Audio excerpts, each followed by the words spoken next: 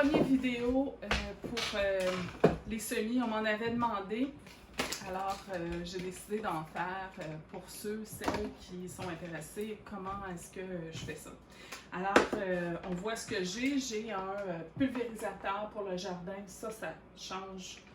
Je veux dire, c'est tellement plus facile, un pulvérisateur comme ça, avec pression, que ceux à la main. J'ai quand même j'ai des arrosoirs. Là, aujourd'hui, ce qu'on va faire, ce sont les graines de louffa que j'ai fait tremper pendant 24 heures pour ramollir là, la coquille à l'extérieur. Alors, je prends de la terre que je mets dans mon plat avec ça, c'est très pratique aussi.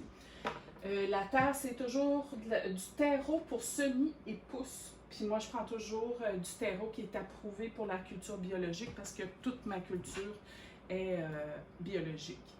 Alors, je remplis mon plat de terre, j'humidifie avec ça. Je l'ai déjà fait, mais la prochaine fois que j'en ferai, je prendrai une vidéo pour montrer à peu près comment j'en mets. Il faut que ça soit juste un peu humide là, au toucher. Je remplis mes contenants de terre sans presser. Là. Je m'assure quand même d'avoir un espace pour que quand j'ai arrosé, que ça ne déborde pas. Je plante toujours 4 graines et je vais garder seulement qu'un plant sur ces 4 graines-là, le plus fort des 4. Alors, déjà là, je viens de m'aider pour, dans le fond, garder ceux qui ont le plus de chances de donner une plante qui va bien pousser, les plus forts. Et après que là j'en fais juste 2 pour montrer. Après que j'ai fait ça, j'humidifie dessus. Alors, aucun engrais pour tout de suite. Tout ce qu'on veut, c'est de l'humidité et de la chaleur. J'ai des tapis chauffants. On n'a pas besoin de lumière non plus. La lumière n'est pas nécessaire. Tant que ça n'a pas germé, dans le fond que ça n'a pas sorti. Alors, c'est ça.